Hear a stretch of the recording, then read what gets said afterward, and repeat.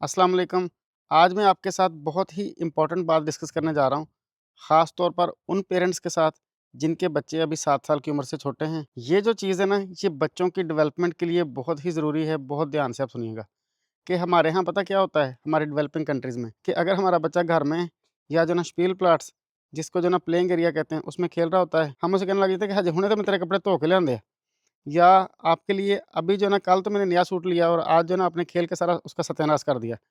ये जो चीज़ें ना, ये आपके बच्चे की डेवलपमेंट को रोकती हैं, बच्चे की डेवलपमेंट को ख़राब करती हैं। आप वहाँ पर एक लम्हे के लिए ये क्यों नहीं सोचती कि ये जो सारी चीज़ें हैं, ये मटीरियलिस्टिक चीज़ें हैं, इन्होंने फ़ना हो जाना है। जो चीज़ बच्चे के साथ जानी है, वो हैं बच्चे के अमाल, वो हैं बच्चे के एथिक्स।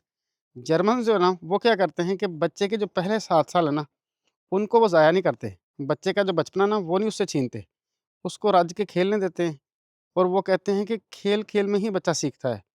और हम क्या करते हैं कि हम कहते हैं कि खेल लो लेकिन कपड़े ना गंदे करना, या जो है ना कि तुम स्विमिंग कर लो लेकिन तुम्हारे कपड़े ना गीले हों। ऐसे जो है ना बच्चे की डेवलपमेंट ज़ीरो है। बच्चे के दिमाग में जो उस खेल से लर्निंग हासिल होनी होती है ना, वो नहीं होती, बल्कि जो आपके अल्फाज है ना, वो सारी उम्र के लिए उसके दिमाग में फीड हो जाते हैं। जर्मनी का जो किंडरगार्टन का बानी है ना, जिसको फ्रीडरिश फोबल कहते हैं, उसने ये बात बोली है कि खेल ही वो वाहद चीज़ है जिससे बच्चा सबसे ज़्यादा सीखता है। इसीलिए आप जर्मनी के किंडरगार्टन में देख लें कि बच्चे को पहले 7 साल के दौरान वो चीज़ें सिखा दी जाती हैं जो फॉरएवर उसकी लाइफ में उसके काम आने वाली होती हैं। यानी कि उसके अंदर एथिक्स, उसके अंदर जो है ना वो दुनियादारी की सारी चीज़ें कि दुनियादारी को आपने एहसन तरीके से कैसे लेके चलना है, ये सारी चीज़ें बच्चे के अंदर डाल दी जाती हैं। हम अभी तक इन्हीं चीज़ों से नहीं निकले कि बच्चे के कपड़े गंदे हो जाएँगे, इनको जो है ना दाग लग जाएँगे।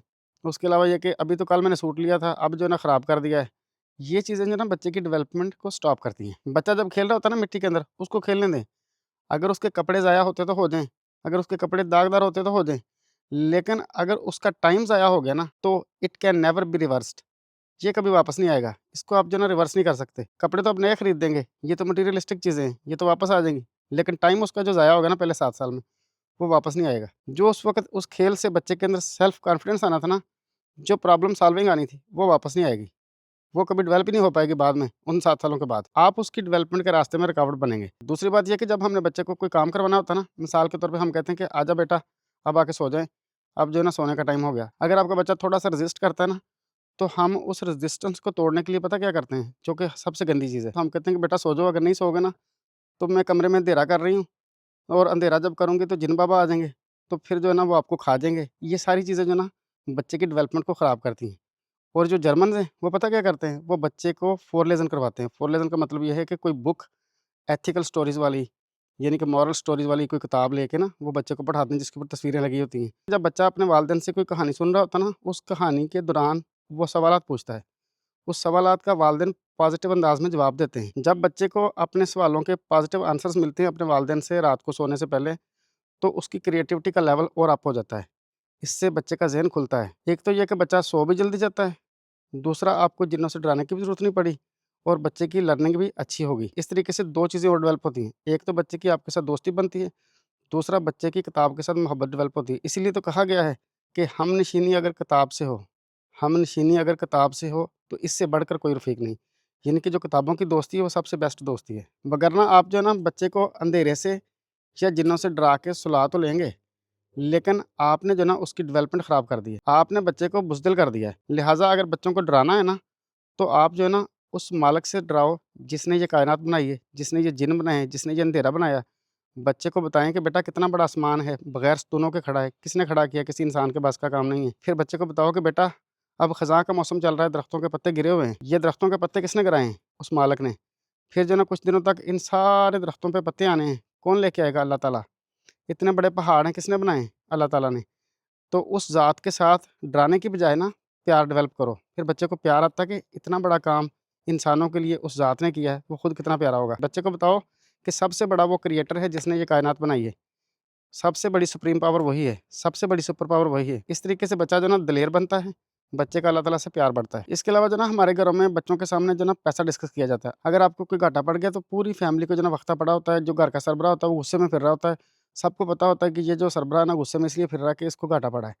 ये जो चीज़ें हैं ना, ये बच्चे के सामने पैसा सेलिब्रेट करना या बच्चे के सामने जो है ना अपने घाटे शो कराने, ये बच्चे का दिमाग जो है ना छोटा करती हैं, बच्चा डेवलप नहीं होता, बच्चा जो है ना ख़राब होता है। अगर आपको कोई परेशानी आई है या आपने कोई घाटा खाया है या जो ना आपने प्रॉफ़िट कमाया है, तो ये चीज़ें बच्चे की लर्निंग की नहीं है। बच्चे की जो पहले 7 साल की लर्निंग है, उसमें उसको ये चीज़ें नहीं चाहिए, ना उसको प्रॉफ़िट से गर्ज़ है आपके, ना आपके बच्चे को आपके लॉस से गर्ज़ है। अगर गरीब हैं, तो आप गरीब हैं, आपका बच्चा गरीब नहीं है। हर एक का बच्चा, चाहे अमीर का बच्चा हो, चाहे गरीब का बच्चा हो, वो पैदाइशी तौर पर ही अमीर पैदा होता है। उसके माँ-बाप गरीब हो सकते हैं, लेकिन वो बच्चा गरीब नहीं होता, वो बच्चा शुरू से बादशाह होता है। इसके अलावा बच्चों के सामने उनके रिलेटिव्स के बारे में बुराइयाँ की जाती हैं। इवन के बच्चे के वालिद के बारे में जो ना बच्चे के सामने बुराई की जाती है। ये भी कई फैमिलीज़ के अंदर मैंने देखा है। इससे क्या होता है कि बच्चा जो है ना, शुरू दिन से ही मुनाफ़िक़त सीखता है, हसद सीखता है, बुग़्ज़ सीखता है। फिर ये पहले 7 साल में जो सीखी की चीज़ें हैं ना, ये फ़ॉरएवर जो ना उसके साथ चलती हैं। एट द एंड जब वो बड़ा होता है, तो वो एक मॉन्स्टर बन जाता है।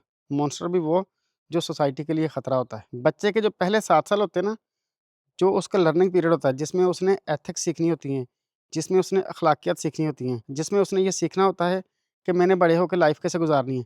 क्योंकि जो पहले 7 साल की लर्निंग है ना, वो फॉरएवर उसके साथ आगे चलती है। अगर आपने अपने बच्चे के पहले 7 सालों में उसको जिन्नों-भूतों से डराया, उसको कुत्ते-बिल्लियों से डराया या अंधेरे से डराया या उसके सामने जो ना प्रॉफ़िट लॉस डिस्कस किया या जो ना अपनी परेशानी रोई या अपने किसी रिश्तेदार के बारे में बुराई की, तो उससे क्या होगा कि आप जो ना बच्चे के पहले 7 साल ज़ाया कर देंगे। या बाज़ औक़ात क्या होता है कि वालिदैन ये कहते हैं कि अभी बच्चा छोटा है, बड़ा होकर खुद ब खुद ही सीख लेगा, अभी उसको इस तरह की चीज़ें सिखाने की ज़रूरत नहीं है कि आपने बड़े होकर लाइफ़ कैसे गुज़ारनी है, उसको एथिक्स सिखाने की ज़रूरत नहीं है। जब बड़ा हो जाएगा खुद ब खुद ही सीख लेगा। 7 साल हमने ऐसे ज़ाया कर दिए और जब वो बड़ा हो जाता है, फिर हम उसको जो ना पैसा कमाने वाली मशीन बना देते हैं कि बेटा पैसा कमाओ, जो ना यही सब कुछ है। जब वो बड़ा हुआ, तो वो पैसा कमाने लग गया और पैसे के पीछे भागते-भागते उसकी फिर शादी हो जाती है। शादी के बाद बच्चे हो जाते हैं। बच्चों को भी वो वही नॉलेज ट्रांसफ़र कर देता है जो आपने उसको पहले 7 सालों में दिया होता है। अगर उसकी थोड़ी बहुत तरबियत हुई भी, तो अगर कोई उसका बुरा दोस्त मिल गया उसको बाहर, उससे हो जाएगी।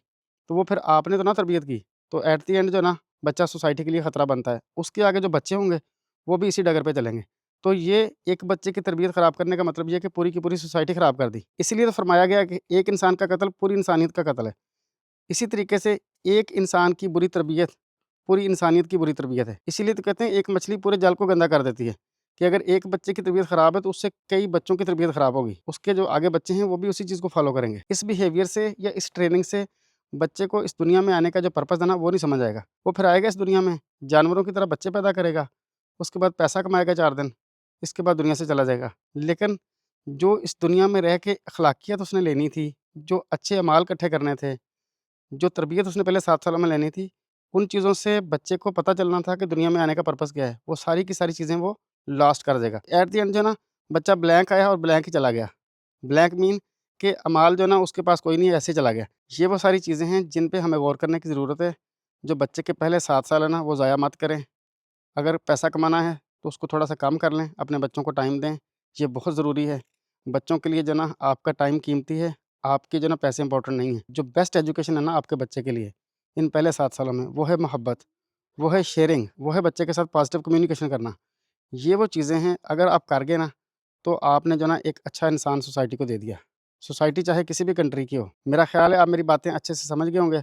अपना और अपने प्यारों का बहुत सारा ख़्याल रखिए और मुझे आप अपनी दुआ में याद रखें।